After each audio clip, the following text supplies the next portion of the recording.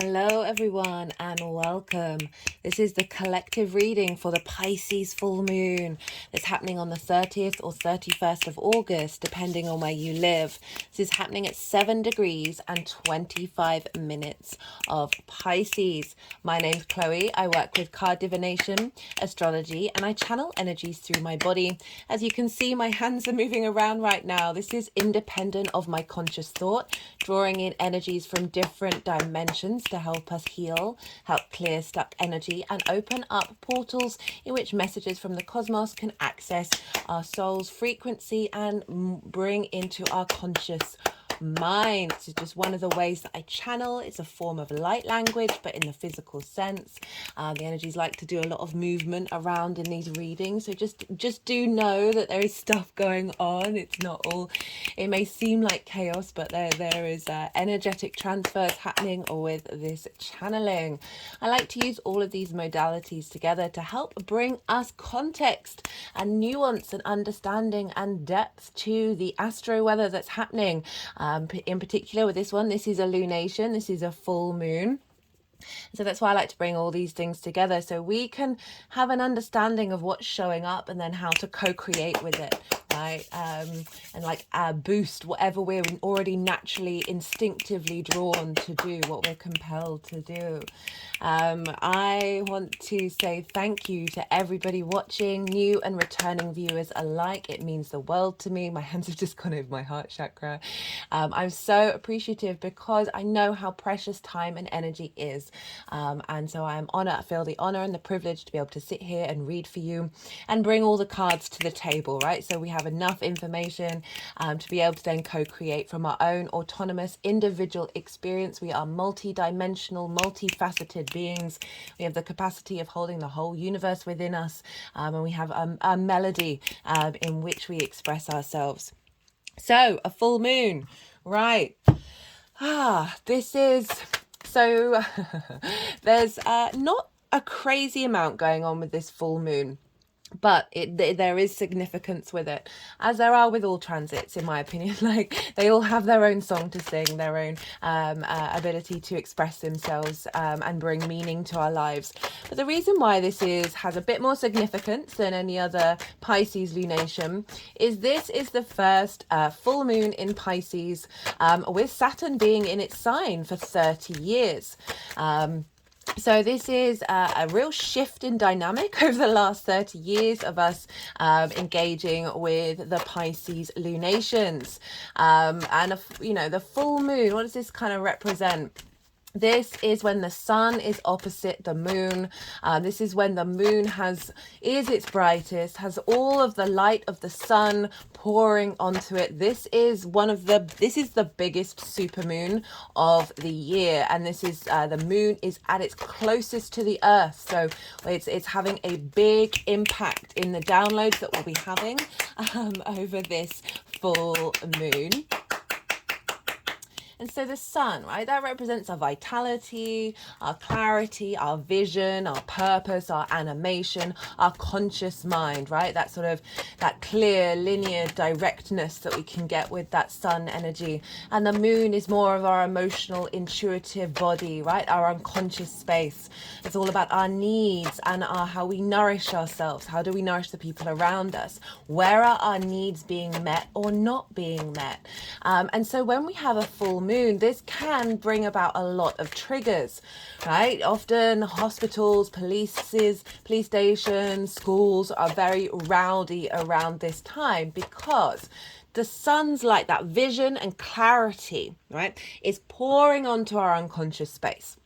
So this is revealing to us that which has been hidden, where our needs are not being met, where our trigger responses, our trauma responses and limiting beliefs are being revealed to us.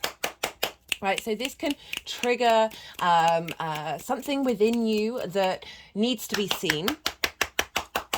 Had an energetic release at that one, and this can be both very nourishing, but it can also feel a bit disorientating, a bit sort of out of the blue, like you're howling at the moon. There's something that's really, shaking you up, and with this I would always say bear in mind what it's trying to teach you.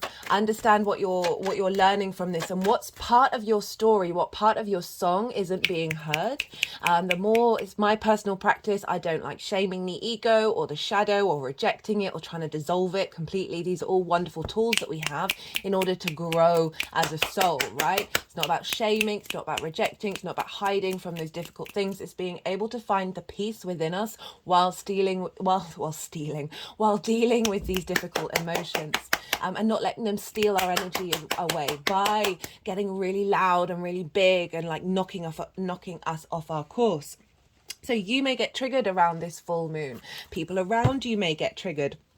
And it's all either helping you learn what hasn't been seen, or letting you know what you've completed in terms of your integration of that unconscious space, right? So a situation may come up that in the past would have triggered you in a way that would have sort of really disrupted your core energy, your core vibrational frequency, your core melody. And now the universe often provides us with situations that mimic those previous triggers, those instinctive, habitual, limiting belief responses, and provides you a situation in order for you to walk through it and realize that no, you're actually fine. Like, this isn't bothering you anymore. And so with that, you're then holistically integrating something that you may have worked through on a mental level. And now you're allowing your physical body and your emotional body to go, I feel safe. I feel comforted. I feel okay. I'm not responding in the way that I used to. So these can be often very helpful things along our journey, because we so easily forget where we've come from and the work that we've done. We're constantly striving for more. And in that, we forget ourselves. We forget to be proud of ourselves. This is just off the bat of that new moon in Leo. Leo is very much about pride. We want this to be integrated. We want this to be from a strong foundational space where we're like, no, I've done that. I've changed. I've actually evolved and grown. As well as full moons can represent a completion of a journey that you've been on that then brings you sort of rewards. I mean, all of these things in my mind are rewards, but say less of the triggering rewards and more of the, hey, the universe is providing you with an energy that you're now completing and integrating and bringing into you. Like, there's this sense of fullness that's coming about with this full moon. And so that's the sort of general energy of what a full moon looks like. And this is in the sign of Pisces. So Pisces is a mutable water sign. It is the collective water sign, and it's yin, night in nature. So what does this all mean? Well, there are three things all signs can interlink with one another. The baseline is whether it's a yang or a yin sign, whether it's a day or a night sign. And then it's the element, and then it's the modality. So yin and night in nature, this is more receptive. This is more observational, more the introvert. This being aware and collecting information, collecting context, a sense of strategy, a sense of a listening energy before taking direct action. So this is the sort of the digestion phase, right? So allowing all of this information to settle and then seeing what narrative comes through rather than leaping into the action, which is more the day sign, right? So a night sign, what do we do at night? We rest, we go into that state of hibernation in order to digest and process all of the things that we've been doing while we've been active. And then then in the morning we're restored. We've processed things, and then we're able to move forward, right? So we need both the yin and the yang. It is as I said, a receptive energy. Water and earth signs are yin, night in nature, and this means that they're both bound by gravity. So there's a slowness, there's a heaviness, but there's a power in that yin night energy. It draws things towards it. It is a magnet that pulls things.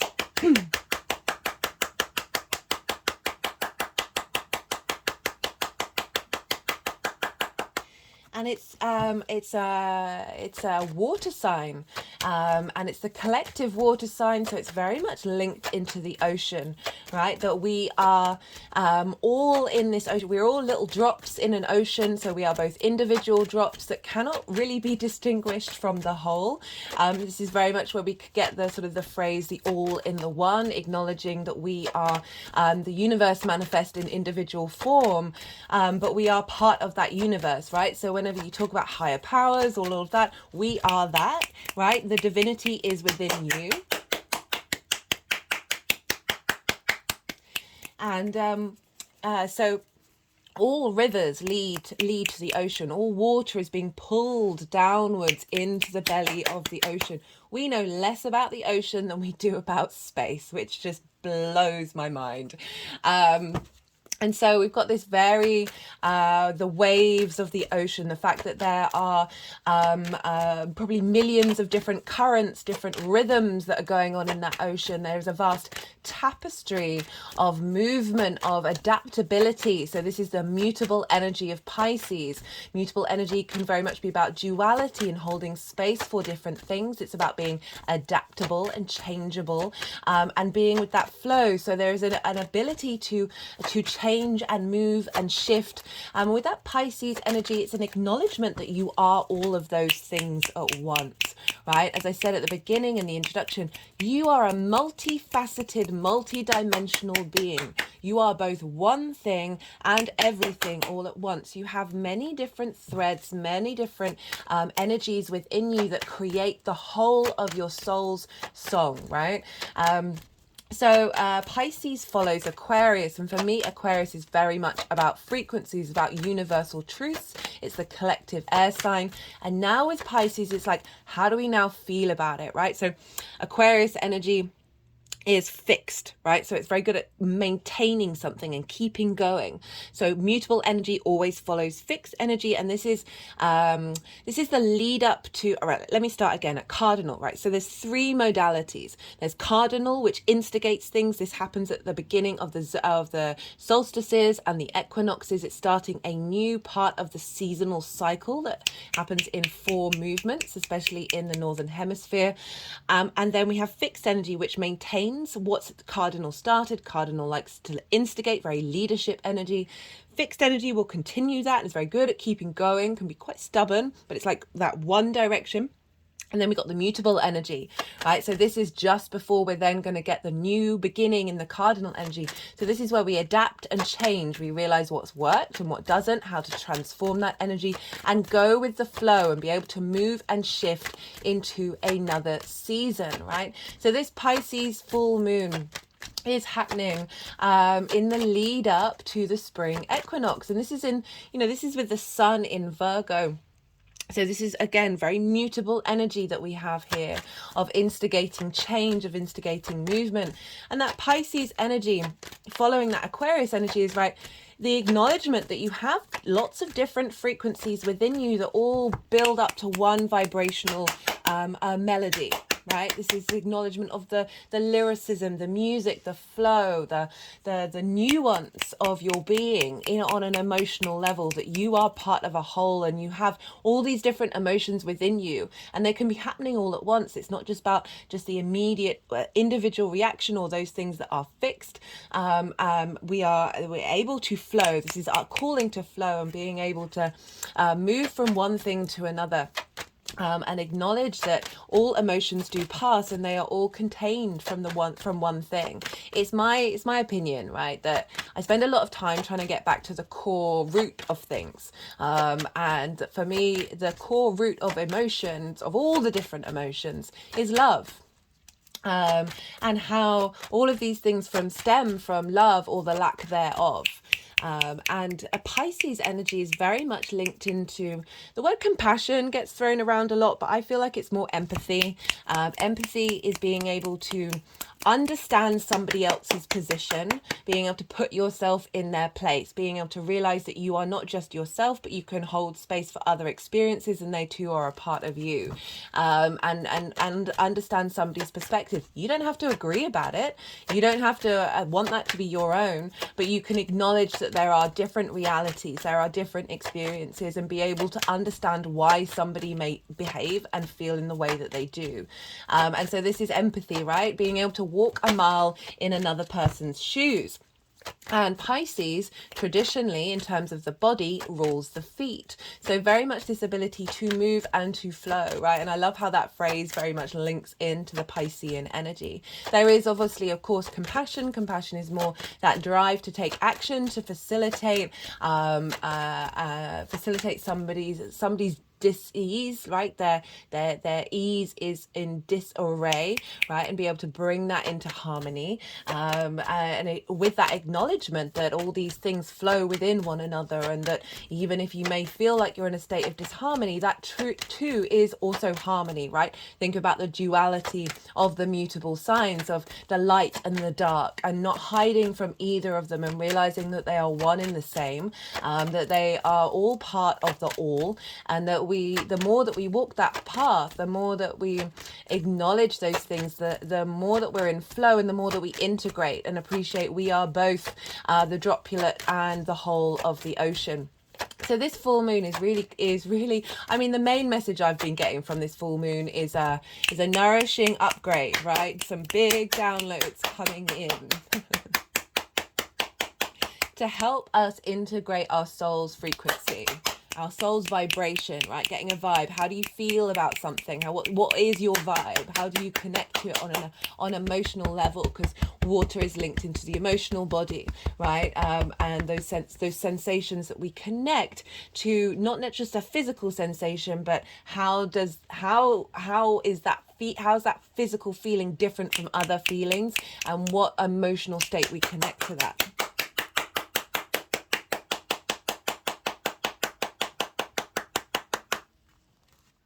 Yeah, so the sort of the main download I've definitely been getting is this is a big upgrade coming in from the cosmos, right? Coming in from the collective, helping this collective understanding of integration and flow and acceptance, right? A sense of appreciation that there are many different ways of going about things, that you have the capacity of engaging in many different things, and not necessarily getting fixated on something, and being able to adapt and change emotionally. That is doing some deep healing for us all. Pisces is ruled by Jupiter traditionally, so I work with the Hellenistic principles. This is from over 2,000 years ago, and this means that Jupiter, in the way that I practice, rules Pisces. I also work with my own intuition. I can totally appreciate why Neptune is thought to believe one of the rulers of Pisces, right? I personally, it's my practice, I don't believe that the outer planets want to be bound by signs, that there's a freedom that they are calling us to search for. And so by binding them to certain signs, this is limiting that sense of freedom. The transformation of Pluto, that being able to change and shift the cycles of life, death and rebirth, the independent, innovative energy of Uranus, of wanting to liberate, and Neptune of being like, well, this table exists and doesn't exist, right? All realities are present at once, okay? Doesn't invalidate anybody else's experience in the way that they deal with astrology. That's just how I work with it. So Jupiter rules Pisces. Jupiter is the greater benefic. Jupiter is about expansion, elevation, and wisdom. Jupiter, the planet, can hold all of the other planets and the sun within its being, right? There's a sense of knowing with Jupiter, right? It's not necessarily about fixating on the small details. It senses this is the encompassment of all within its space. And knowing it can do that, knowing it can bring about a sense of understanding, of bringing together of ideas, right? Jupiter's often linked into faith, but it is this just sort of this knowing, this confidence that Jupiter can bring, right? Because Jupiter likes to elevate, wants to bring wisdom, has very much been linked into the law, sort of the ideals of society, right? And in its journey, it brings us confidence, and because of that wisdom, we then feel that sense of knowing, like we're not second guessing ourselves, we're not questioning things, and with that we can just move with a bit more flow, a bit more ease. And so this is the feminine yin night sign that is ruled by Jupiter. And this brings about a sense of listening, of being in a state of observation, of allowing the flow of the universe. Whoa. Love this deck, very slippy, but that's quite funny that as I was saying flow, all the cards wanted to flow out onto the river card. Oh, that's hilarious. This is the Jupiter card. I'm not going to put all the cards out, but that's beautiful. So the Wheel of Fortune is a very fated card. It is about the turning of the wheel, right? It is about our fates shifting and moving upright, right? Of bringing the sense of wisdom into the next part of our cycle.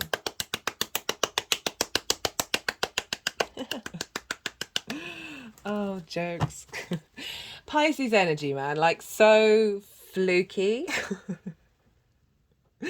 I respect it so much. I mean, I respect all the signs, but there's, yeah. Right, so Jupiter, that sense of knowing, right? And this is opposite, Pisces is opposite Mercury, Virgo, which is ruled by Mercury, and we get it with the Sagittarius and Gemini axis as well. They're the yang day energies of Mercury and Jupiter, and they're more wanting to take action and sort of the extrovert of going out and putting things out into the world, well, rather than letting things be in that state of observation and then making conclusions from that observation rather than the action mode. Okay, so Mercury, where Virgo is, where the sun is. So we're going to be looking at where Jupiter and Mercury are in this moon, because they're ruling the sun and the moon at the moment. So Mercury is all about flow for me, and with flow, it's about wherever Mercury is like, what kind of information are we interested in connecting to as we flow through our day to day, right? And those details and those little clues that we get, right? In that movement. And with the information that we get, we can then bring about a state of flow in the way that we communicate. But it is very much more the details of things. And Virgo can be very detailed orientated, of needing like a step-by-step breakdown of between its environment. It is the earth sign, right? So a yin, night in nature again. And through its observation of the 3D world, earth energy is very practical of how do we bring about flow by fixing the things that are blocking that flow. So finding those smaller details of blockages, whereas that Piscean energy is kind of like, well, everything is in a state of flow, even if there are blockages.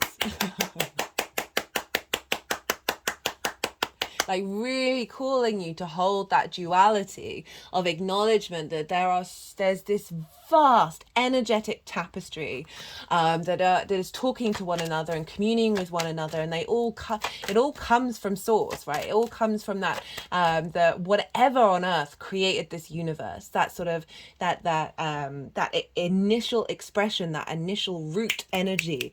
All of the tapestry comes from it, that there is nothing that isn't in flow.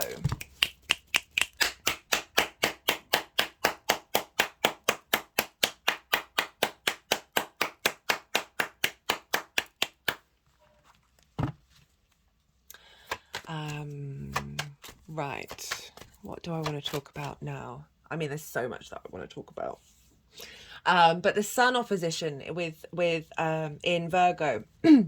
So the sun is bringing light to the practical, right? So earth energy can give structure to water, and water can nourish the dryness of earth in order to bring about structure. The downloads that we're getting from this full moon are helping bring about structure in our physical practical world, right? So it's acknowledgement of the unseen, that unconscious space, the 5D, whatever you want to talk about, however you want to talk about it, that which is the all, is feeding into this sun, in order to help illuminate the practicality with magic,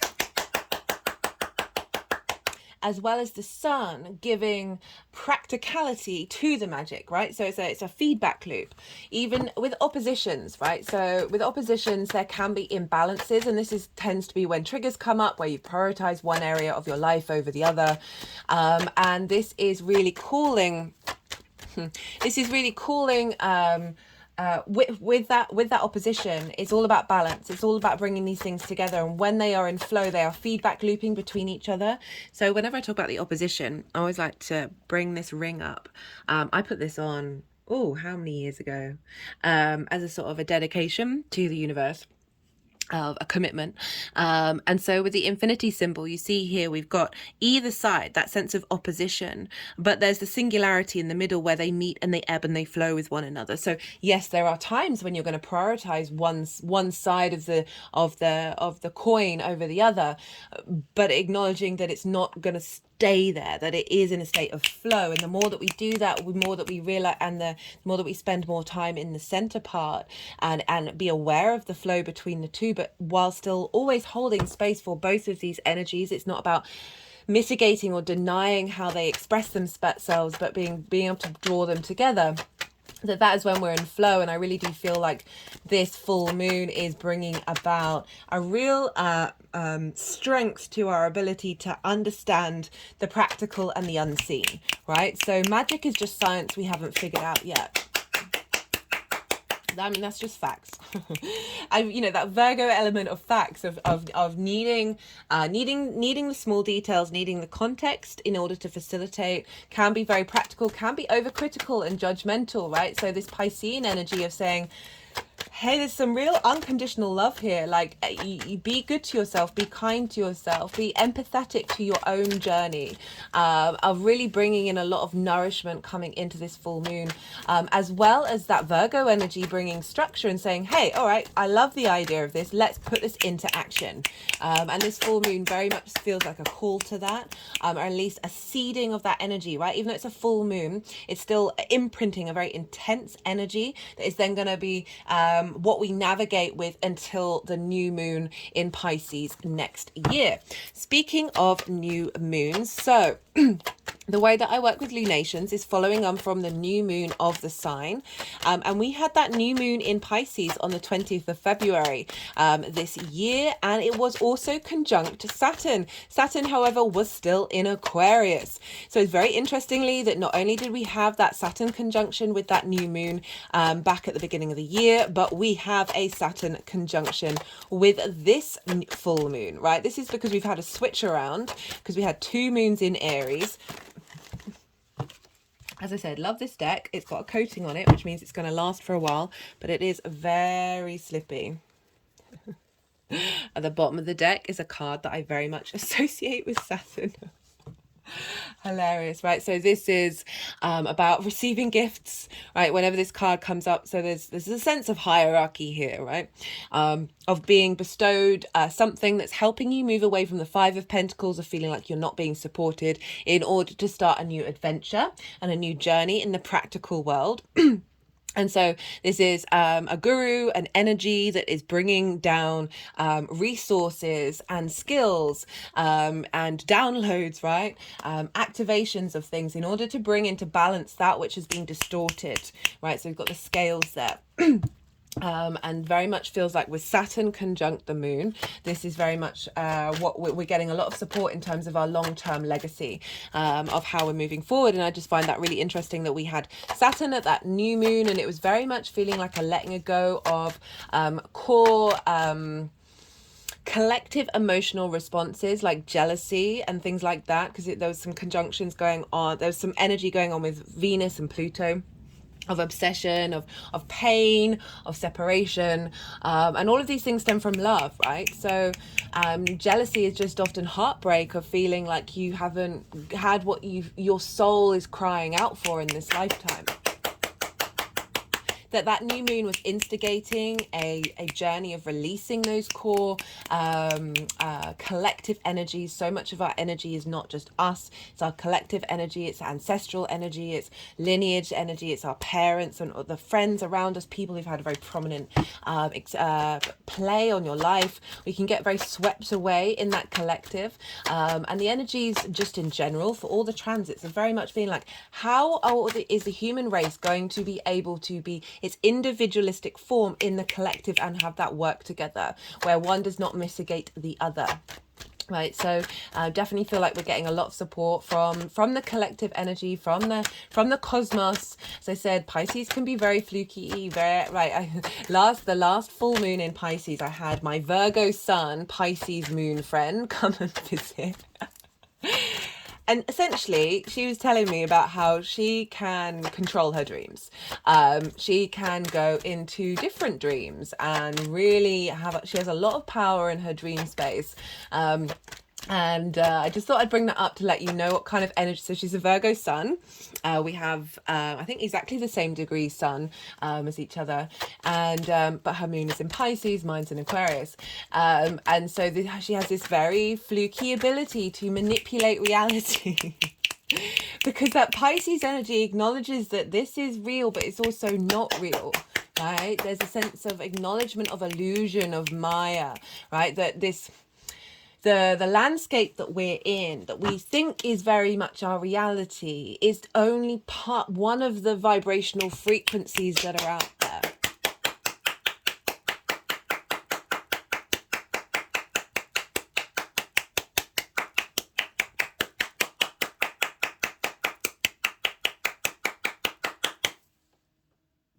Just had to pause for a second to hydrate. Very important to hydrate over this full moon. We've got this beautiful water energy. So with that sort of the release of a lot of those emotions, or at least starting a journey to really integrate them and transform them, that I feel that this full moon is then a download of a high vibrational frequency energy, right? That are helping clear out a lot of collective stuck energy in our bodies and blockages that we may have had, accessing our ability to channel and tap into the divine, right? I believe everyone's a healer. I believe everyone's a channeler and very intuitive. Like, this is a fundamental fact of the human species, that we've just had a lot of cultural blocks. We've had a lot of lineage blocks, soul contracts, past life energy, ancestral energy, that we are spending time navigating that. We are working through that, and this full moon very much feels like a real big boost of nourishment and support. It's kind of like a pit stop, a cosmic pit stop, where we're getting big downloads coming in to help us in the next part of the journey. As I said, this will be leading us up to the new moon in Pisces next year. This is also off the back of that new moon in Leo, which is in conjunct this Pisces energy, and that was a very fiery, independent new moon that is calling us to operate from a heart space, from a space of authenticity and courage. And with that fresh new beginning that we've had there, now we're getting a little pit stop of downloads of like, okay, the support's coming in from the cosmos. Yes, we want you to be, yes, we're independent, but acknowledge that we are also part of a whole as well. So I really like that combination of potentially acknowledging that we have a lot of support around us at all times, and try and be a bit more open to that, and a bit more just, even if you don't know who your guides or whatever are, that apologies, I just had to pause again. That even, right, because I've struggled. I don't, the way that there's lots of different ways that I channel, and one of them isn't like knowing exactly what kind of energy is around me in a conscious way. But it is, very much the fact that, so some people really know and really connect to their guides, and it's very clear direction. I know a lot of people who are like that. I know a lot of people who aren't, right? Doesn't mean that they're not there. And for those of you who don't, all I would say is just open space for it. Just say welcome.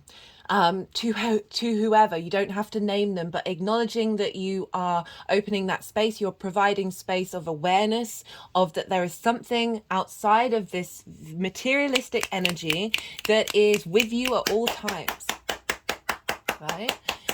And that there is in fact you as well, right? It's one of those paradoxes. We are separate but we are whole, and just allowing that energy to flow through you, and then seeing what synchronicities come up. Oh, my toes are wiggling there. Get your toes.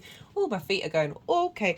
What synchronicities are going to come up after you've sort of set the stage, right? Because then you'll get clues from the universe of hinting you in certain directions, of saying, oh, maybe something will crop up on your news feed, or just where you just get a ding and you're like, oh, that word, that name, that's important, that I'm resonating with that. Those are the ways that the universe talks to you. Well, there's so many ways. Animals, all of this stuff. I've certainly noticed that the synchronicities have got a little whoa, they've just with this Mercury retrograde that happened a couple of days ago. Pretty loud. Right, what was I saying? All sorts of stuff, going off in lots of different tangents here. Synchronicities, right? So I've always struggled with angel numbers, just because there's so much stuff out on the internet about them, and they all seem different and yet the same, that I've never really connected to that energy. Doesn't mean it's not a part of your experience, and I'm not invalidating that, just saying my own personal journey. And then when I sort of learned that they don't have to mean anything, it's simply the fact that when you get repeat signs, repeat numbers, you're thinking of a song, comes on the radio, you're thinking of a thought, the lyrics of that song match that thought, right? These are signs that you are co-creating, that you are aware that you're more in alignment with your frequency of acknowledging that everything around you is you, everything, and that you have the ability to tap into this magic. And when you're co-creating, when you're more in alignment with your soul's frequency, this is when you get little synchronicities come up. This is when you get repeat patterns, where it's like when your vibrational frequency is that of you acknowledge the joy and the wonder of the universe, the good, the bad, and the ugly. You're more present. This is when the universe is like, yay, yay, yay. Because you're more in harmony with the fact that this is right. One of my favorite my favorite phrases of explaining all of this is poetry in motion.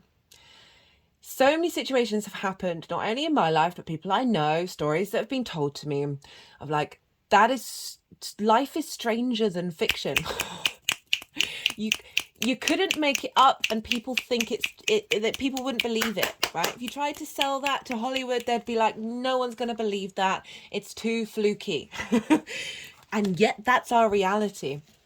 And so when we sort of acknowledge this very playful, very fluky world that we live in, this universe, this cosmic web of poetry in motion, the good, the bad, and the ugly, sometimes a real tragedy just is, poems throughout time have often been linked around tragedy, as well as the wonder and the awe and beauty of it. The more that we're in that flow and we release this sense of fear, right? Fear is the mind killer. It's just facts, right? Those of you who are regulars, okay, I'm nearly at 40 minutes and I've not talked about the astrology yet. Okay, this means I'm going to keep the astrology very simple. What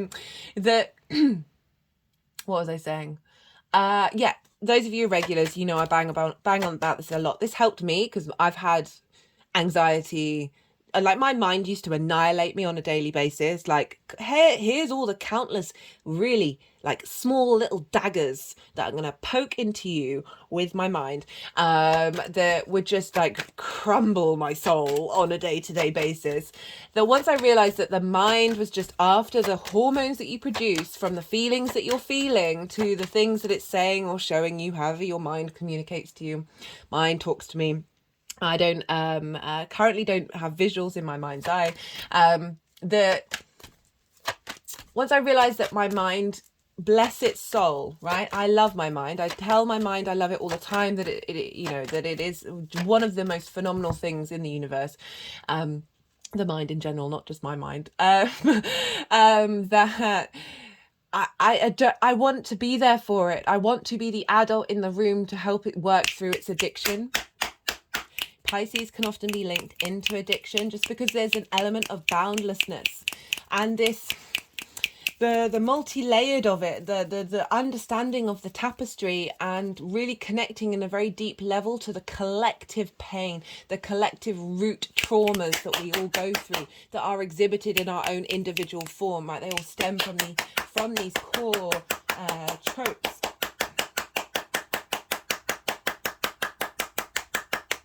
That's where there's a need to escape, right, can come in with that.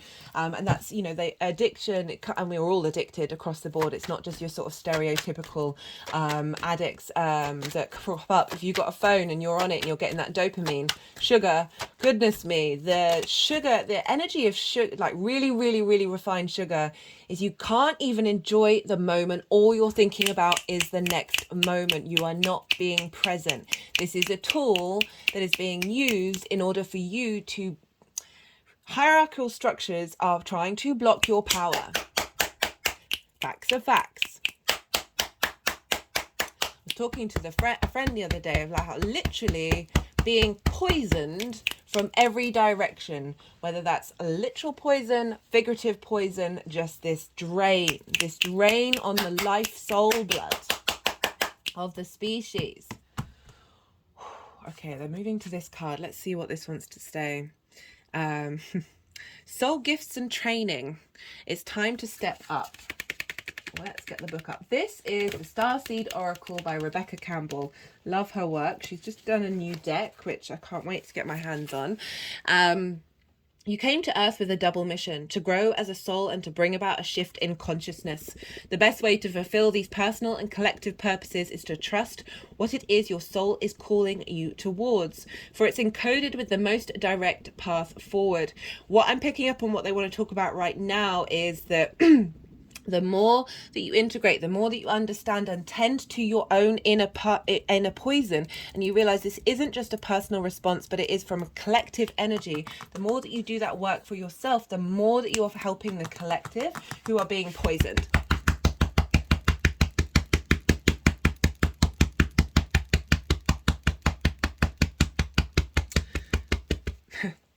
Okay, they're also... I'm getting the energy to call on. Your soul has many unique gifts that it came here to share. Some of you may already be aware of others you're just beginning to uncover. You're being called to remember that your soul intelligently chose the perfect conditions to carry out your soul's mission and share your soul's gifts. Okay, so that's kind of saying to me, right, don't be too negative about the poisoning because our soul signed up for this. Our soul signed up and say, hey, that looks like there's a lot going on there. Let's dive in and grow and evolve, right? Remember that duality of Pisces, right? The light and the dark, the ability to know that it's all part of the same journey. I've certainly had many people in my life where I'm like, this feels like energetic poison. What's going on right here? And they were the master teachers in my life. They helped my soul grow in a very intense and deep way. Yes, I would prefer there to be another route, but earth energy is heavy. There's a lot going on, and our soul signed up to engage in it. That is my opinion. It doesn't have to be your opinion, but it certainly has given me peace and be able to go, okay, right, there's a part of me that's like, I can handle this. I can handle this. Whatever's coming my way, I can handle it. And I do feel with this full moon of being like, you got this. Which I will talk about why with the astrology. I'm just getting very excited and I've barely touched the surface. This has also got another message like linked into what I was already saying about this. Words. There's so much I want to say. This all kicked off with the Aries hybrid eclipse, like this big news cycle that we're all in right now, and that for me was soul integration. I really recommend, if you've not seen it, go back to it. That was soul integration, right? That was instigating new soul integration. And each moon that we're having is building and building and building and building and building and building and building and building and building and building and building and building and building and building and building on that. That this really just feels like this glorious little pit stop of being like, you've gone on this journey, you've been integrating, and now you're getting like a big boost of your skills and your talents that your soul has within you, that your soul has signed up to exhibit in this lifetime.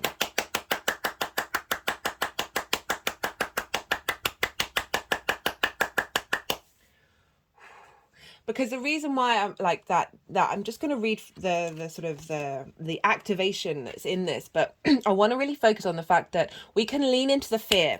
We can lean into the fear of like, what on earth is going on with all of the governments everywhere and all the corporations. We can go down these really dark rabbit holes of feeling very, very, very, very overwhelmed. That's another way of that energy getting a hold of you and pulling you out of your state of flow and acceptance of the all, right? That peace and wonder and awe of the poetry and motion of this universe that we are in, and getting to the core of us, right? And disrupting our inner mountain, our inner higher perspective, our inner soul's perspective, and disrupting our ability to tap into that frequency and block that frequency and shift us into fear, as I said, which is the mind killer, right? We cannot think properly. We cannot think out. We cannot be present. We're in survival mode when we're in that. We can't be present because we're worrying about past, present, and future. That it's not about not thinking about new ideas and new discoveries and how to work through things, but not letting that be governed by fear of everything's going to end, everything's going to be terrible, because that limits the ability for new ways of thinking to come into the mind, right? And we get blocked. Right. Okay, let's read the activation. I call forth the soul gifts and soul training that I have received throughout all of my lifetimes. I am ready to embody them all now, without hesitation or fear. I fully commit to being here now. I am ready to step into my hot soul's highest and most potent calling. I've just gone over my heart chakra. I've been training for this for lifetimes. Okay, so that has just basically summarized everything that I've just said. Okay, they were wanting me to hold this up more. Focusing on the word time. And for that, it's like time is linear, time is cyclical, and time is everything all at once. Like every single version of absolutely everything is all happening in this moment, and it's all parallel to one another, and it's all condensed and yet all spread out. Like the more that you work with that sense of the boundlessness of the cosmic time, right? The cosmic ocean, the waves of vibrational energy that we're all floating on, the more that you're able to then realize that there's more that you can access in the resources in order to help you navigate this energy that we're currently in, right? But by stepping outside of it while still being in it. I really hope that makes sense. What else was I going to say? Okay, right, I'm going to move on to the astrology now because 46 minutes. Right, so the sun is in Virgo and it's conjunct Lilith, right? It's talked about Lilith in the new moon. She played a prominent role. She was conjunct the sun and the moon for that Leo new moon. Lilith energy in a nutshell. Really recommend you go check out her mythology. There's lots of stuff going on with Lilith, but most importantly, right, so imagine you are being told you can't do a thing by a person who's doing a thing, doing that thing, and you're like, I'm gonna have to think about this because none of this makes sense. Like you rack your brain and you're like, there's no legitimate reason why I cannot do this thing.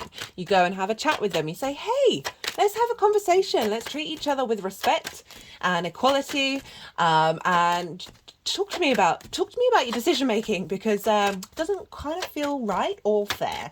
And that person goes, no, this is just how it is. This is how it's always going to be, and this is it. Well, the Lilith energy is like, right, well, I had that conversation. They're not budging. I'm out of here. I'm gone, right? Bye. This doesn't make any sense. This is invalidating my autonomy. This is invalidating my authenticity. And I don't, you've given me no reason why I should stick around. So I'm off. I'm gone. Right. So she'll pack her bags up and leave. And go and live a full embodied life. And this is the energy of Lilith for me is very much of, what is the word? Hypocrisy, right? Like angry at hypocrisy. Like, no, this is not cool. As well as hierarchical structures that don't make sense. Somebody can be in a sense of power or authority, but and you be okay with it. You have to question that. You have to question your own authority, question the people around you, and then with that you really get to the root of the strength of your own authority. So Lilith conjunct the sun, so she's feeding this very independent energy of hierarchical structures and hypocrisies that are in our emotional body, right? Virgo, earth energy, social, mutable, wanting to facilitate flow. In like it's linked into the gut, Virgo, right? Your digestion, the gut has healthy gut is a healthy mind. It's the bigger brain, but it regulates the flow of the body, right? So when your gut is inflamed and not happy, the rest of your body goes a bit haywire, right? So this is about the mutability and the sociability of every part of your body, connecting to one another and healing as well, Virgo, very healing energy. So we've got Lilith and the sun being like, right, okay, we are shining a light, we're clearing out, we're giving vitality, we're clearing out this energy that is linked into hypocrisy and hierarchy that doesn't make sense in your body, that have been blocking your flow, and illuminating and strengthening the full embodiment of self from a place of balance and equality and respect.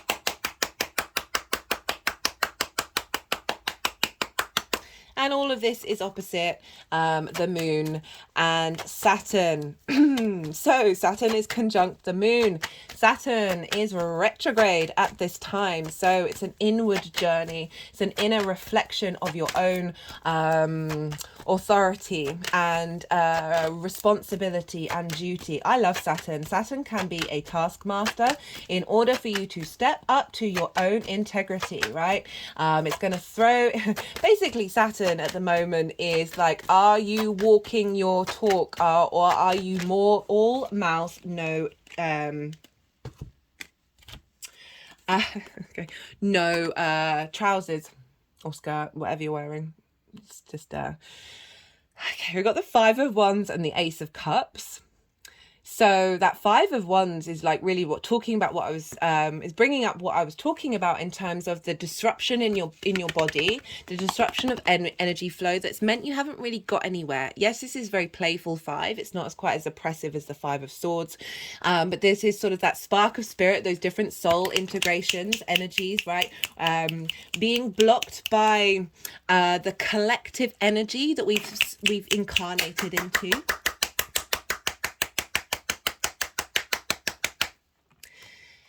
So that's sort of the Lilith sun energy of revealing and shining a light on these things and also with the Ace of Cups, beautiful energy coming in with the moon of Saturn of bringing peace, right? Bringing peace and abundance into our physical body and our soul, right? And bringing a sense of renewal, a sense of flow, and an offering of a new dynamic in order for those skills and those talents that our soul is calling back into us, right? Fire energy is very much linked into spirit, of bringing those back into the body. We're in a place of peace, so they are working together.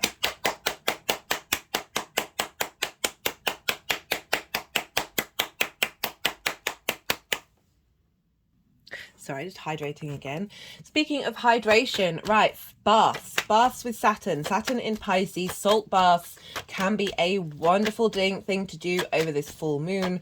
I just got the Knight of Wands, interestingly, like an embodiment of these skills, of these talents that are coming in.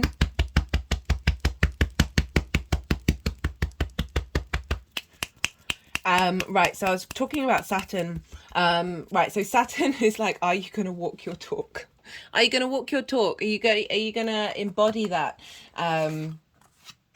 Okay, interesting. Right, so it's going with the River card. Let's get that book out and see what Kim Krans has to say about the River. This is the Wild Unknown Archetypes deck. I love this deck so much. Very interestingly, we've got the Lake card and the River. Not an ocean card, but it's implying that we need both the lake and the river to come together in order to, like, they're all part of the ocean, right? We can't ignore that sort of Scorpio and that Cancer energy. Right, the river, the stream, the flow, the current. There is a reason so many rituals of change and rebirth take place in the river. They're just moving over my heart chakra. It is forgiveness embodied in physical form. Love that. Again, that empathy, that compassion, that understanding of everybody's journey and why they may be where they are and getting to the root of it, right? I'm one of those people who, I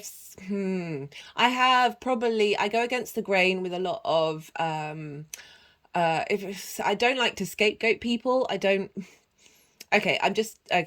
So for example, Michael Jackson, someone like that, I have probably a less standard view on that person, right? I can see where his journey started and all the things that happened to him to where he got to, right? And it's heartbreaking. I feel heartbreak for all people involved in that situation, not just some, right? I try and find compassion and empathy for absolutely everything in the planet. Yes, there are forgive but don't condone, right? You don't have to agree with the actions, but you can spend time figuring out where they may have come from. For me, trauma begets trauma, right? It's almost unavoidable. And so often we hide from that, particularly linked into issues around the Catholic Church. Right. What was I saying?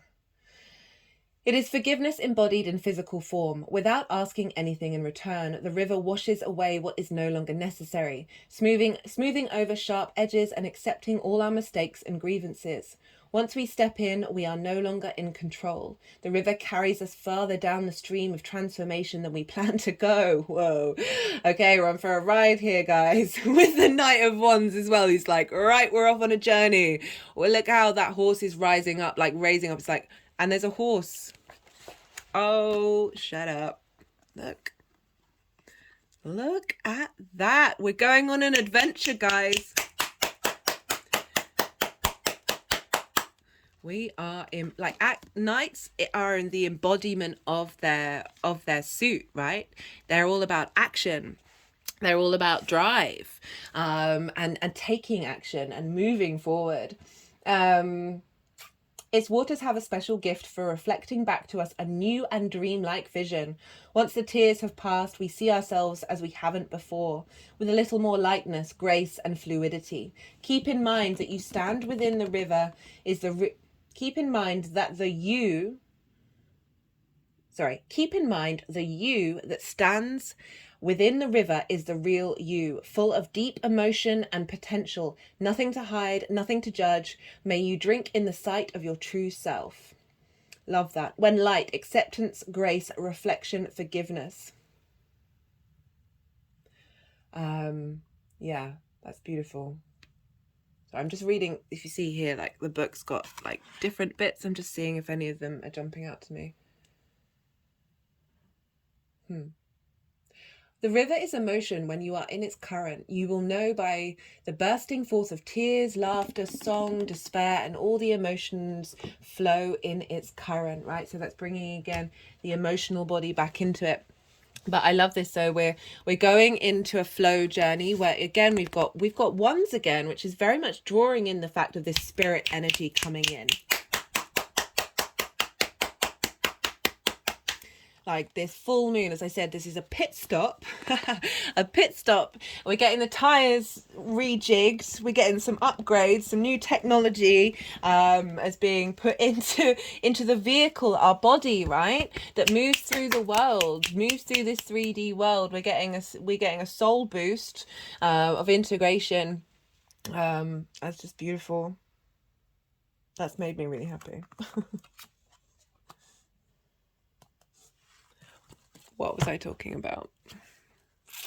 Saturn and the moon. Saturn conjunct the moon, a dedication to understanding the cause and effect of why we are where we are. Okay, Saturn is about integrity, responsibility, and duty.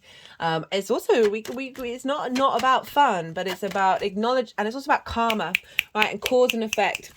So clearing out a lot of as I said, a lot of blockages, a lot of sort of distraction energy, of frustration energy, of feeling like, oh, I just feel that something's there, but like you see here with this, like, no, there isn't momentum, no one's got the upper hand, is in like something hasn't been able to emerge. And what I love about this with the ace of cups is this, there is this emergence of a cup within that, of that flow of knowing that there is everything there within you, but there's still this vitality of peace coming up, of bringing peace to this. So they are all able to emerge, and then you can embody them with action. Like, it doesn't have to be one. We've got all of them flowing around. Okay, they've wanted to pick up the voice card. You know, this is from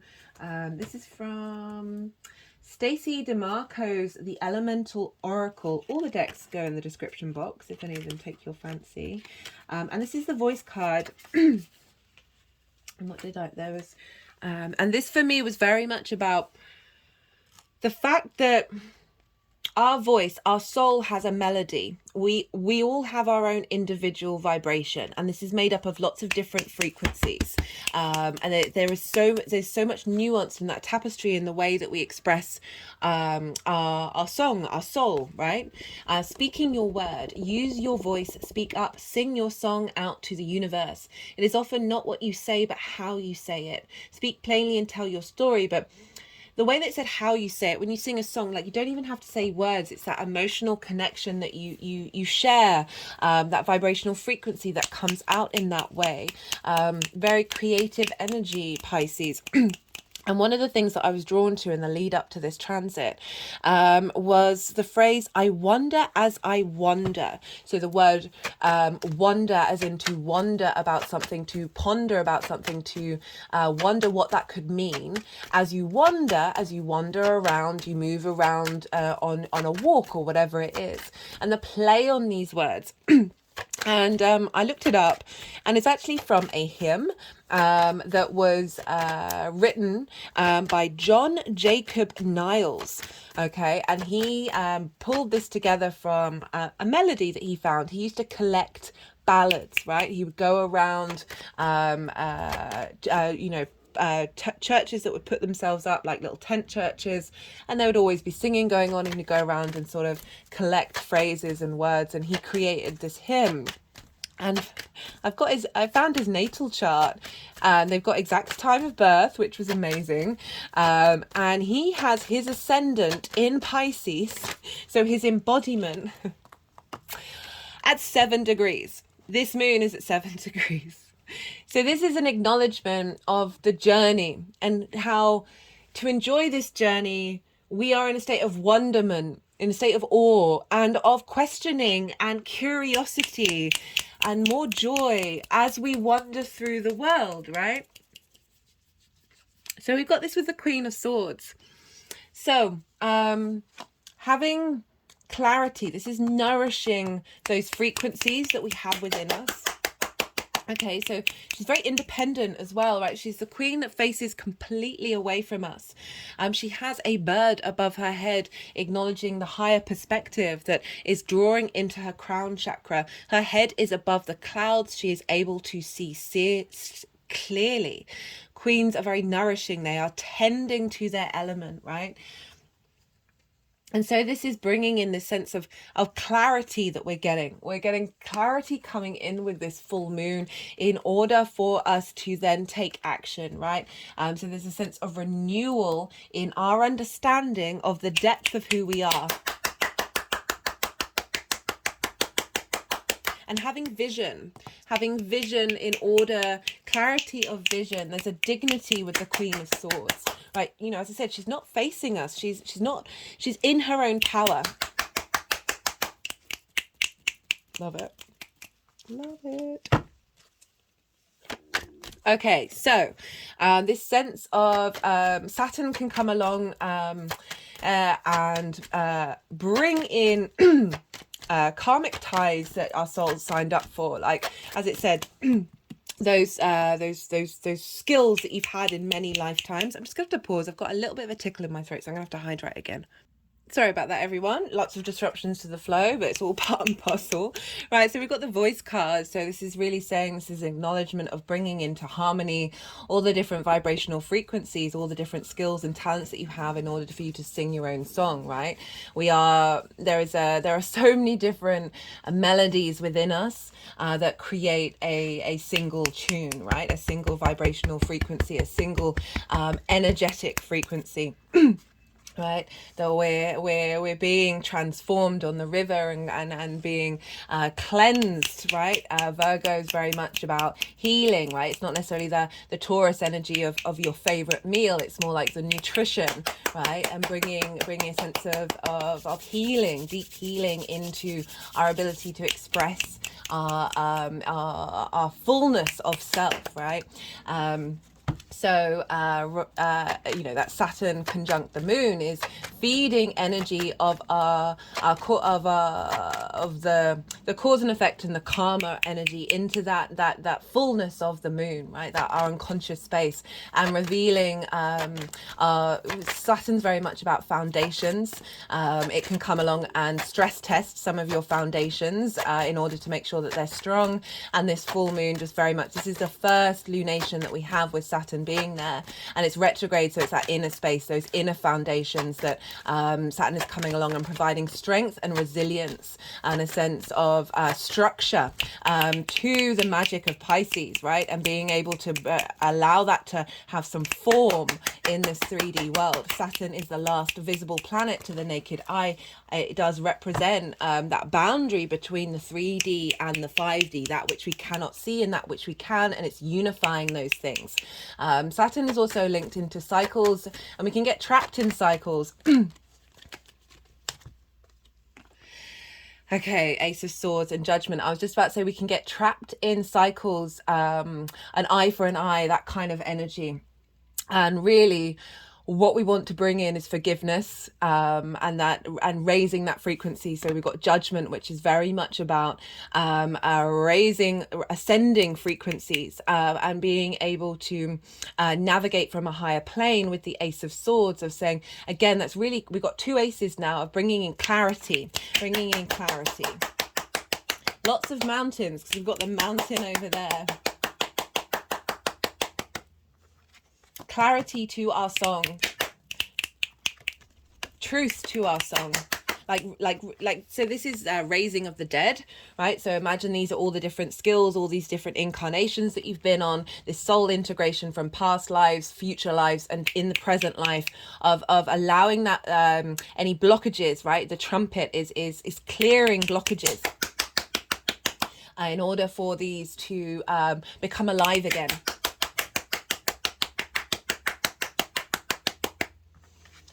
Pretty powerful stuff.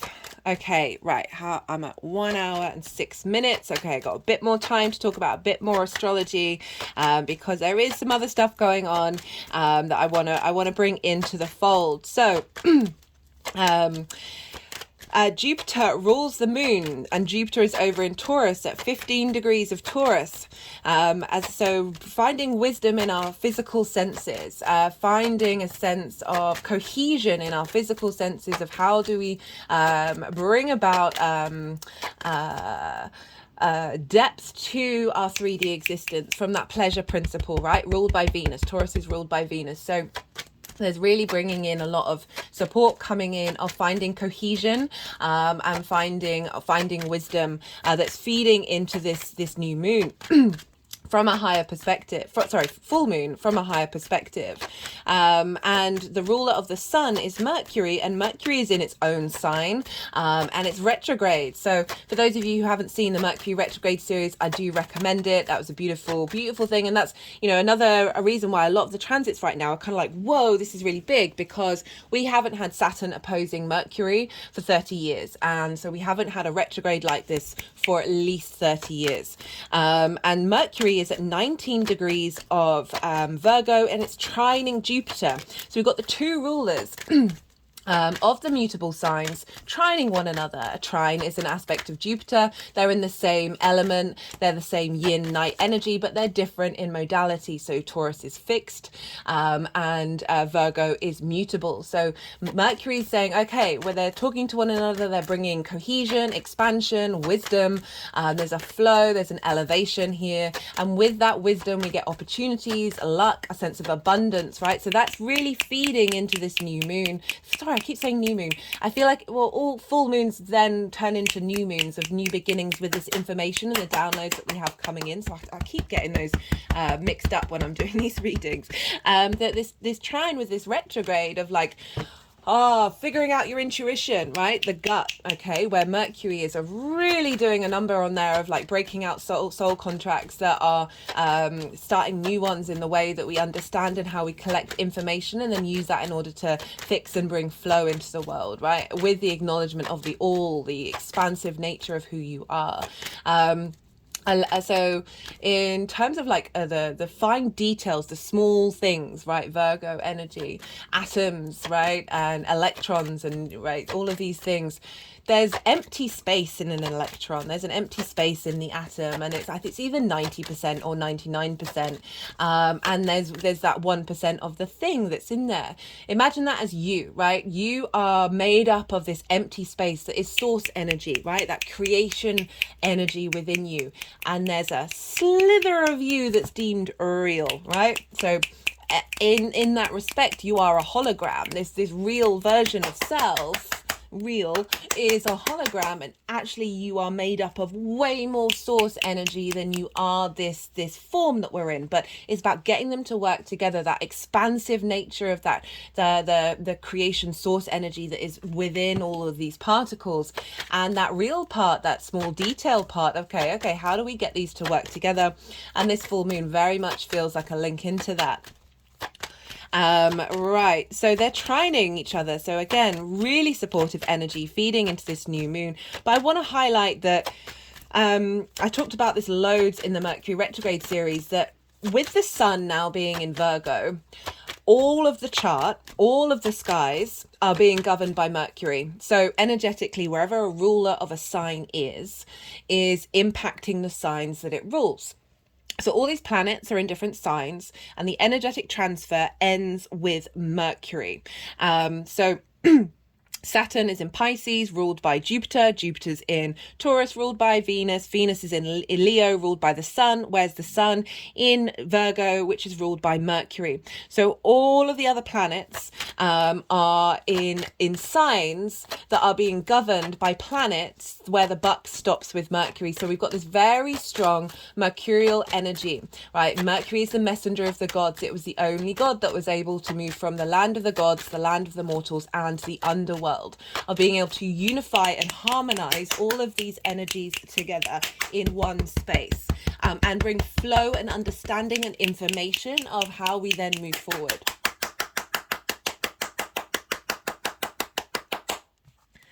Love it. Okay, what else did I want to talk about? I think I'm only just going to touch on the fact that two more things.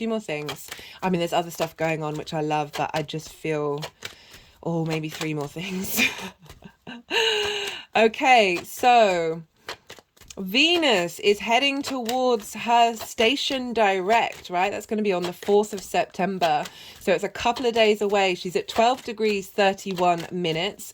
Her station is at 12 degrees and 12 minutes. So she's at the same degree of stationing direct. And so we've got this very powerful Venus having a strong impact on this cycle. Venus, even though she's not directly talking, she is actually directly talking to the moon.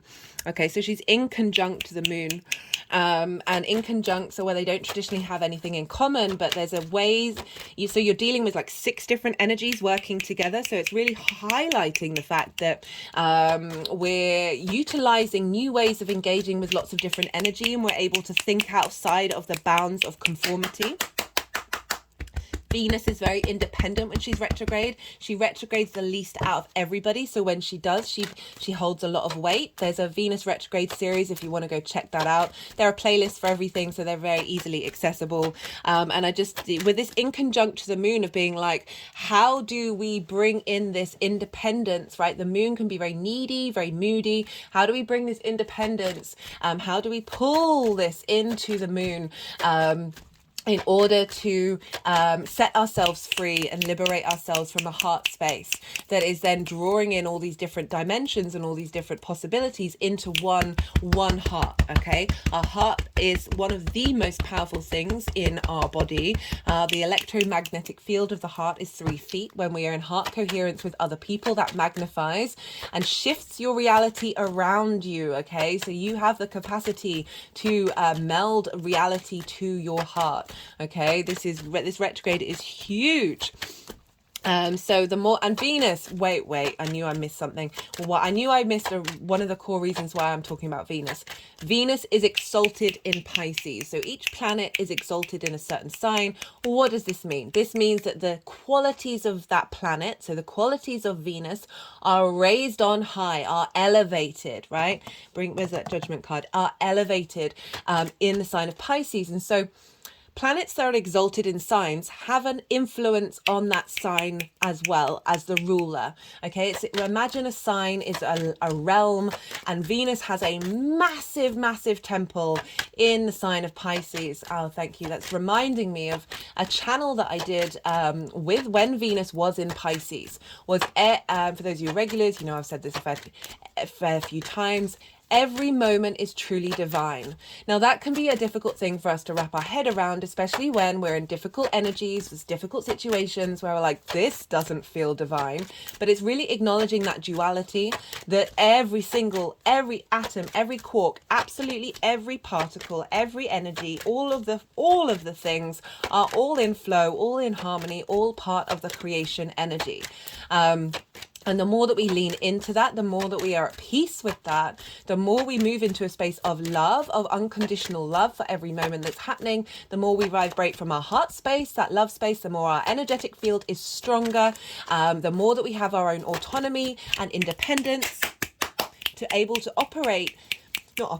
be able to express ourselves, the universe itself through us, through this incarnation, this blueprint that we signed up for in this particular 3D form that we are currently in, and bring that into an alignment to our essence, right? Very lovely stuff. She is conjunct Juno. This is a commitment to this space coming through. Juno is an asteroid. She represents our ride or die, the thing that we're standing by. We're standing by our heart space. Venus is actually going to walk hand in hand with Juno for the rest of her cycle. I think I'm going to be pulling some cards for this one because I just want to highlight that beautiful thing that we're committing to, this new radical 8-year cycle that we're engaging in. So absolutely love that one. What else do we have? We have an difficult aspect. Well, less traditional aspects with the asteroid Ceres. So Ceres is linked into Demetra, and this is the Earth Mother. This is the goddess of the harvest. It's the third time now. Okay. What else did they want?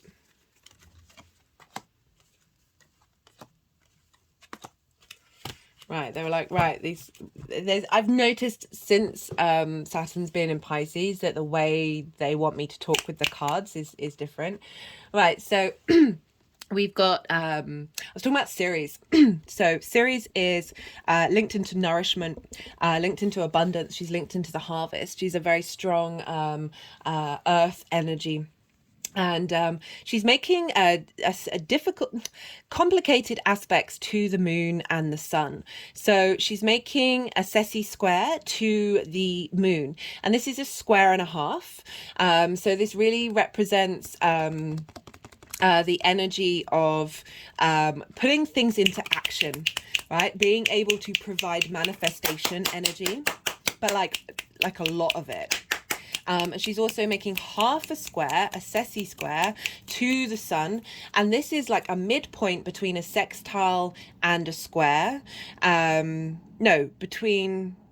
a conjunction and a sextile, and it's half a square. So there's an element of something that's been instigated, something that's bringing harmony and also bringing manifestation. So Ceres is bringing a lot of abundant energy that's coming in different ways in order to bring in those different possibilities. And we've got this with the Nine of Pentacles, and the Nine of Pentacles is very independent energy, but this is all about abundance, right? So this is about you doing the things that you need to do for you in order for your long-term abundant energy. And so I really feel that, again, earth energy, pentacles, of bringing in frequencies and support. We've got the Six of Cups, of that emotional gifts, right? Energetic gifts from the past, from our past lives coming in order to facilitate this abundance and this acknowledgement that Mercury is turned up. This is the Mercury card, that we have all the resources we need within us, but the magician knows the flow of how these elements work together. So we're getting an enlightenment of how to then put this into action with the Lovers card and the Queen of Wands. So the Lovers card, this is Gemini, and I was not going to mention the fact that Vesta's over in Gemini, making a trine to Ceres, so feeding the sense of devotion in the sign of Gemini, right? So this is the Gemini card of how we engage with information, right? How do we collect those clues, collect those synchronicities, and what do we do with it? And it's feeding by trine into Ceres of this abundant nature of finding balance, right? Of bringing balance and social equality. Libra is very much social equality and harmony in our internal space. And so the Lovers card is about having the information you need in order to, when you're at crossroads in your life, in order to make the right decision. This is the integrated feminine, masculine and spirit from another mountain, that higher perspective of finding the strength in order and the wisdom and the knowledge from what we're picking up from our surroundings and our internal space about how to bring this into manifestation. Speaking of manifestation, we've got the Queen of Wands, again, another very independent queen. I love how she's got a sunflower because it does represent the joy of tending and nourishing our passions and our drives, our creativity, very entrepreneurial, right? So very being able to set us free. We are cultivating these gifts that are coming down in order to liberate ourselves and liberate that spirit that we have within us that isn't bound by conformity. But we're getting a lot of gifts coming in from the past with that six. Six is a very protective energy. If you also notice, it's the biggest house in the tarot. So there is this sense of that internal space that you have, that safety, that home of your body is so expansive. And there are so many gifts that are there that are going to be brought into fruition.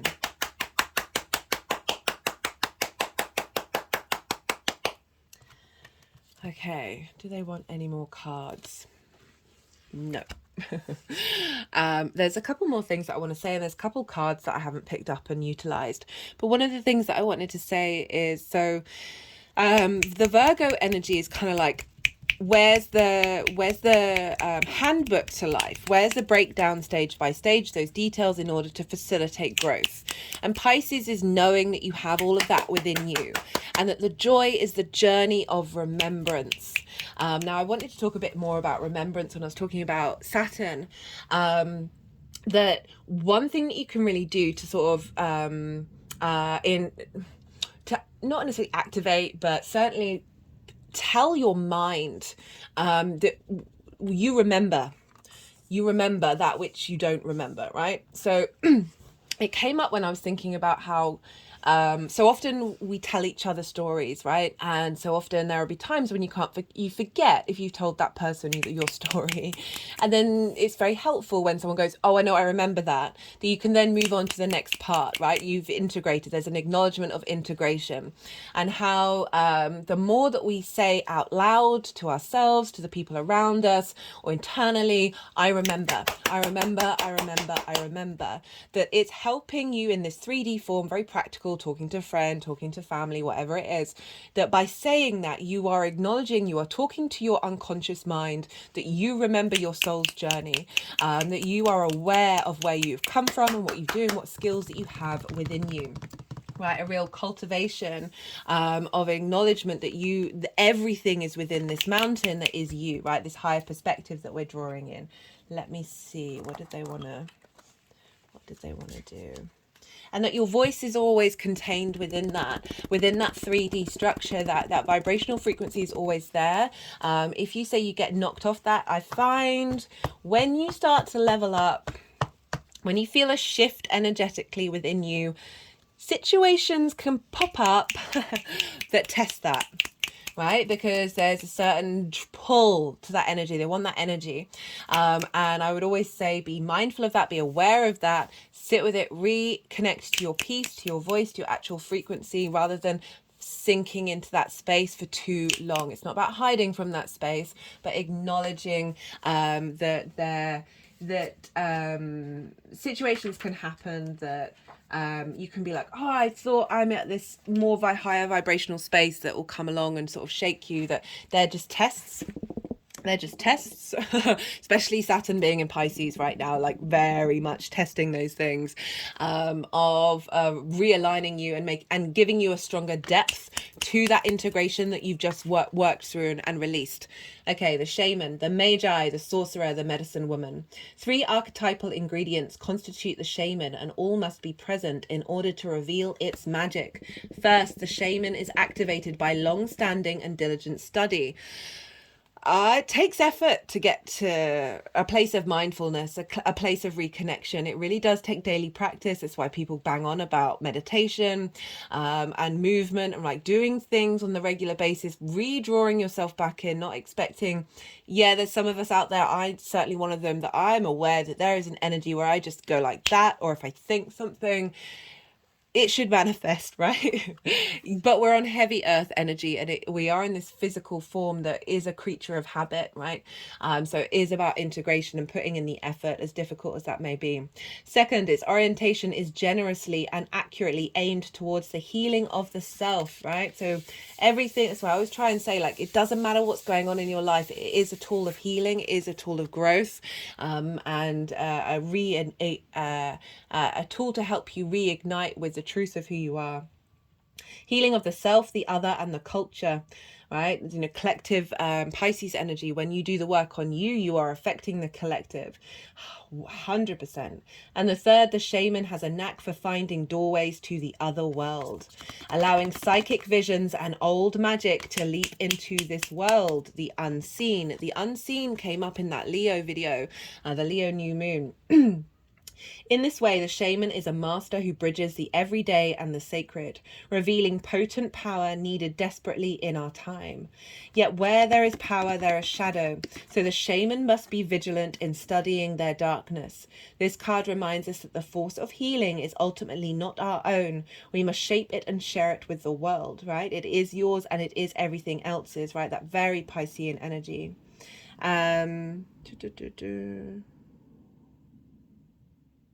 The shaman can't be rushed. Working with this archetype requires study and perseverance. Think of it like brining or marinating. The content must permeate every fiber of its being. That's such yin energy of allowing everything to settle. Right, not necessarily expecting go, but with that go, we then need that rest. Without sleep, we go mad. That's reminding me, dream time, things to do on a Pisces full moon. Note your dreams in the lead up and afterwards. See what's going on in your unconscious space. We do need that rest. As I said, if we don't have sleep, we go mad and die quicker than not having food or water.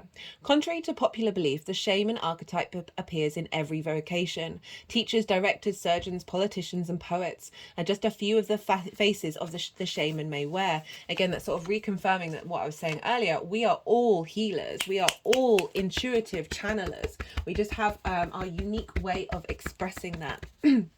Okay, let's move on to... okay, I might do...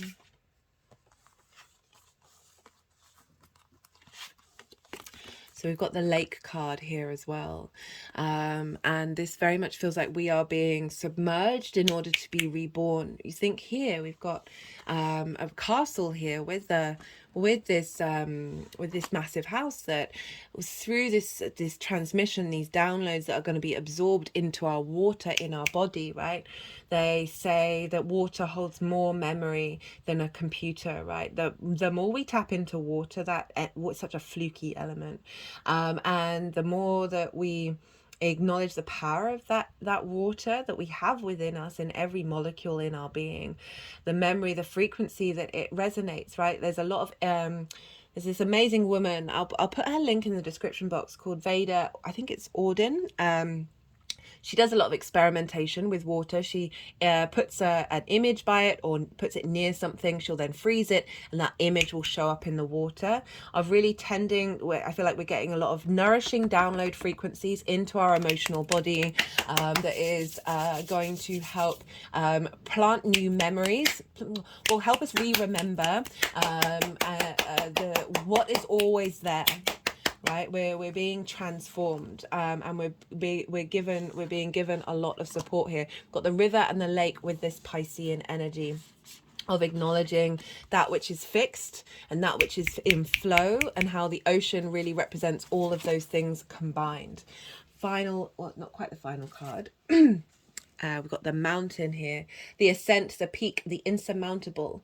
The mountain stands eternally in our awareness, calling us towards its peak. It stirs up stoic and regal feelings, reminding of us a long line of spirits, sages, sadhus, and gods that have made their humble thrones within its snowy peaks. Standing upon its height can activate the purest and perfectionist in us, creating separation from those we deem to be below. No matter how high you ascend, remember that it is within the core of the mountain that the gems, minerals, and jewels reside. If you think it's all about going up, you're following the fool's path and missing the miner's magic. What I think it's trying to say is, like, don't ever dismiss anybody else's past. Don't ever dismiss anybody else's journey. Focus on you. Focus on that internal space. It is not about being in competition with other people. It is knowing that you are a mountain. You have that power within you. You are the mountain, and the mountain is everywhere, which is something that Joseph Campbell said. Phenomenal person. I really recommend you check him out. The hero's journey that we're all on. This is that pit stop of renewal, right, that we're getting. It's making me think of the fact that Pluto and Neptune are sextile one another. And so Neptune's over in Pisces and Pluto's in Capricorn. Mountain is very much linked into Capricorn. That we're getting these very outer planets supporting. This is when they sextile one another, a lot of the ability to bring into the 3D, especially with Capricorn and Pisces, different realities that are digging jewels up from being revealed. Right, Pluto is very much linked into riches, the minerals, the gems that are underneath the earth, and is doing a deep dive transformational, a shift of bringing lots of different realities into our own. Beautiful, beautiful, beautiful. But there's also an acknowledgement of that higher perspective that's coming in, that is facilitating the quest that we are on, right? So as I said before, like, Pisces is about the journey that we're on, right? That is part of the joy of this experience, rather than needing everything to be fixed and right and all of that. We are in this space, that flow space, right, of really being present in the moment. Okay, where is this? So this is from what else did I want to say? Okay, I'm being taken back to I Wonder as I Wander, by that John Jacob Niles, who was a collector of ballads, a collector of melodies, right? That journey, that ambling space of being in awe of the melodies that surround you, that are within you, right? We are the context of the all is within us. There is a sea of frequencies, a tapestry around us at all times and within us. And it's about finding peace with how we feel about that, and tapping into deep unconditional love of that Venusian energy of every moment is truly divine. The more that we hold space for that and try and embody that in our, our emotions are incredibly powerful, linking our emotions into our physical body and how we express ourselves, allowing time for pause and meditation to see what appears and what wisdom and synchronicities come through, and finding strengths to heal deep within us. So this is from the Rumi's Gift Oracle deck by Ari Honarvar. And this Rumi was a Sufi mystic, and the Sufis would call the divine their beloved, right? So they acknowledged that love was the fundamental of the way that we connect to the divine. I always like to pull one of these cards for the lunations because it's bringing in poetry, right? So it's bringing in a different modality of how we share information. Poets can often be very much linked into the Piscean energy. The old man with his lamp. Hello, Saturn. Searched and searched. I am tired of these weak fellow travelers, right? Saturn wants to test us, wants us to be strong. I am searching for the lion of God and the rostrum the brave.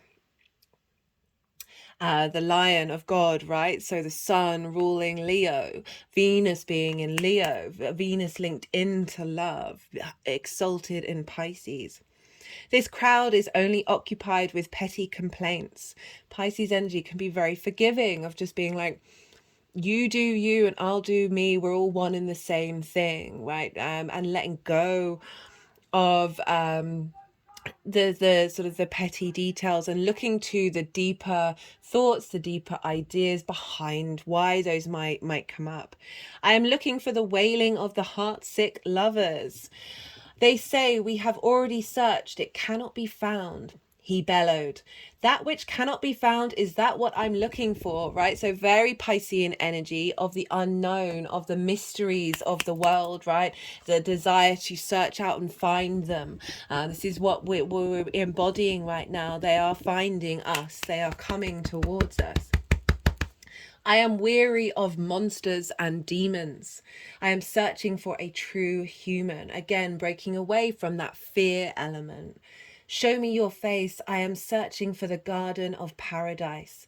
Whisper in my ear, for your sweet words are the remedy for all the world's bitterness. Now this for me is those sweet words, is the melody of your soul. What are they after?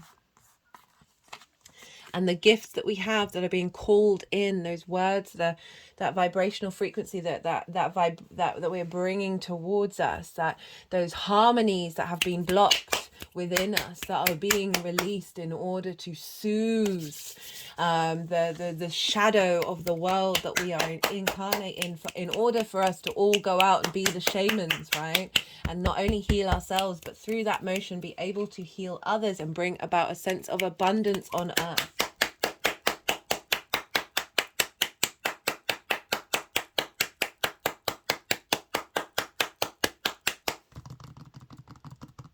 Okay, I'm going to pull one more. I'm going to pull one card. This is the Numerology deck. Let's see. Well, what wants to come through for the Pisces full moon? That was the parenting card. Oh, I'm mixed up with those two.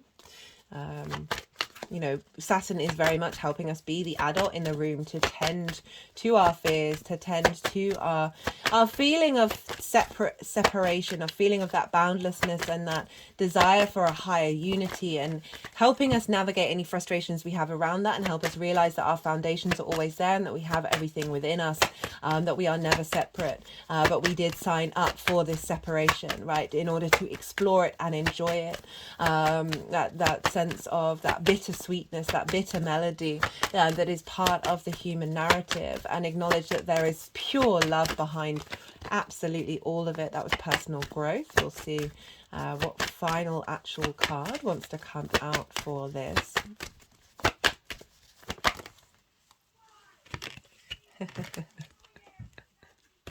Intuition. Well, I think that's the perfect card to end on, that we are bringing in these gifts of our intuition, not only with Pisces, but the gut of Virgo coming in there, of really knowing in that how to navigate this 3D world with the gifts that we have from our soul, right, from all those incarnations, and really we are drawing them towards us, and this very much feels like a very nourishing pit stop. I'm going to leave it at that, guys. I really hope you enjoyed that. I enjoyed that a lot. That was a lot of fun. I will be doing an all 12 signs video series as per usual, and be good to yourselves, be good to those around you, and most importantly, be well until we meet again.